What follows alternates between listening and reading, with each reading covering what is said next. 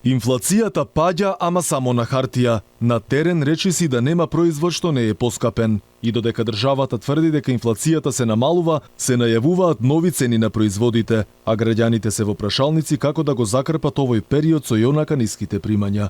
Вртоглавиот раст на цените се должи на тоа што земјава нема доволно домашно производство, велат економските експерти. Според професорот Абил Бауш, цените уште ќе одат нагоре ако државата не воспостави реална, а не само козметичка стратегија. Ако нема мерки сега и веднаш, производите само ќе поскапуваат и цените никогаш нема да се вратат како до пред неколку години. Ние никогаш нема да се вратиме во првобитните цени, кои што ги имавме 2019 или 2020. Значи, тука е проблемот.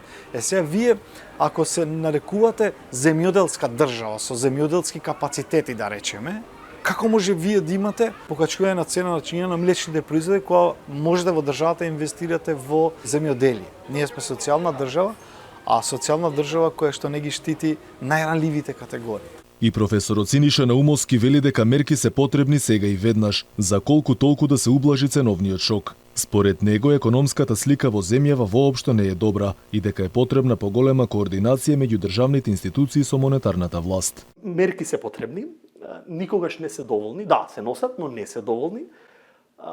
Можеби повеќе би сакал јас лично да видам кохабитација и соработка со помеѓу фискалната и монетарната власт. Било кои мерки и колку и да се труди државниот апарат, ефектите ќе бидат многу поспори. Зошто? Бидејќи оваа земја која е во развој и по статистиките некаде сме на дното, на средината и кон дното во варијабли од сите земји членки од Западен Балкан, нема доволно капацитети за храна.